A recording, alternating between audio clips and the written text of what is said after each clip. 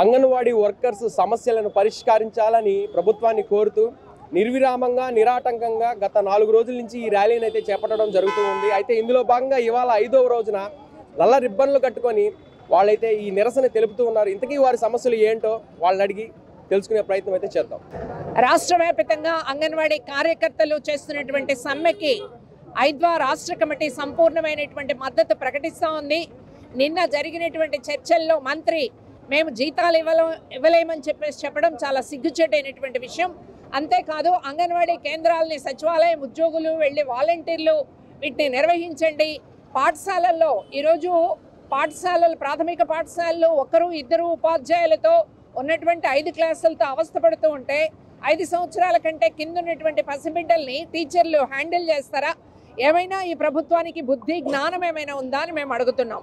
అంతేకాదు మేము అన్ని గ్రామాల్లో కూడా మహిళా సంఘం కార్యకర్తలు అలాగే లబ్ధిదారులు డోక్రా మహిళలు వీళ్ళందరూ కూడా పోరాడి సాధించుకున్నవి అంగన్వాడీ కేంద్రాలు. పనికి వెళ్ళేటటువంటి తల్లులకు అండగా ఉండేదానికి ఇలాంటి పనిని నిర్వహిస్తున్నటువంటి అంగన్వాడీ కార్యకర్తల స్థానంలో 5-6 ఒక్కొక్క సెంటర్కి పంపించి పని చేయించమని చెప్తుంది. అంటే అర్థం ఏమిటి?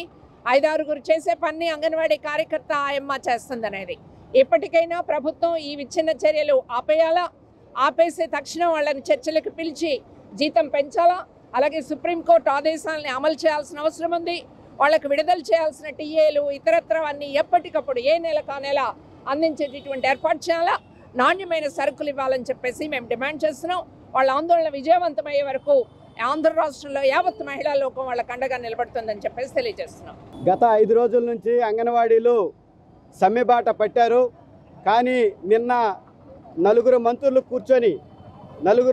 కూర్చొని అయా మేము జీతం పెంచలేమని చెప్పేదానికి 4 మంత్రులు కూర్చున్నారు. ఇది దుర్మార్గమైనటువంటి చర్య అని చెప్పేసి సిఐటిగా మేము ఖండిస్తున్నాం.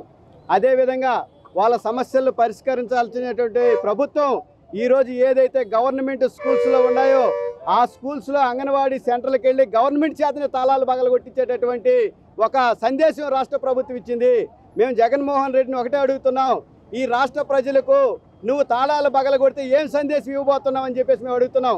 రేపు ఎవరైనా దొంగతనం చేస్తే దోపిడీ చేస్తే అది ఎవరి మీద వేస్తామని చెప్పేసి మేము అడుగుతున్నాం. ఈరోజు మంత్రులు మేము చెప్పట్లేదని చెప్తున్నారు. మేము సిఐటిగా మేము ఒకటే చేస్తున్నాం, ఎవరైతే నిన్న తాళాలు పగలగొట్టి కూర్చున్నారో వాళ్ళ మీద మీరు క్రిమినల్ కేసు పెట్టగలరా అని చెప్పేసి మేము అడుగుతున్నాం. అందుకని ఎవరైతే తాళాలు పగలగొట్టి అనేకమైనటువంటి దొంగతనాలు ఈరోజు జరుగుతున్నాయి, ఆ దారి చూపించినటువంటి వైసీపీ ప్రభుత్వానికి ఈ విధమైనటువంటి చర్యలు చేపట్టాలని చెప్పేసి వాళ్ళ మీద క్రిమినల్ కేసులు పెట్టాలని చెప్పేసి మేము ఈ సందర్భంగా అడుగుతున్నాం. పెద్ద ఎత్తున పట్టుదలతో ప్రాజెక్టు మీటింగ్ సమావేశాల దగ్గర కూర్చొని ఉన్నారు. అయితే మనకు ఇప్పటికి 3 సార్లు చర్చలకు పిలిచి తూతూ మంత్రంగా ఈ మంత్రులు పంపించడం జరిగింది. ఏదైనా సరే నిర్ణయం తీసుకునే అధికారం జిల్లా కలెక్టర్కి కానీ పీడీకి కానీ మంత్రులకు కానీ లేదు.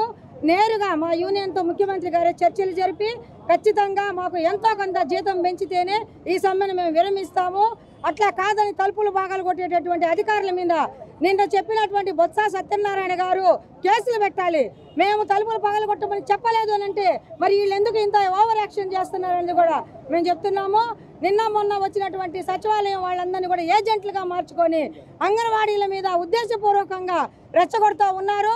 ఈ విధానాన్ని రద్దు చేయాలా, వెంటనే ముఖ్యమంత్రి గారు బాధ్యత తీసుకొని ఖచ్చితంగా జీతాలు పెంచి అంగన్వాడీల సమ్మెను ఆయన విరమణ చేసే విధంగా చర్యలు తీసుకోవాలని anganwadi workers and helpers union Nellore జిల్లా కమిటీ నుండి జిల్లా కార్యదర్శి రెహనా బేగం నేను మాట్లాడి అట్లాగే హెచ్చరిక డిమాండ్ కూడా చేస్తున్నాం ప్రభుత్వాన్ని.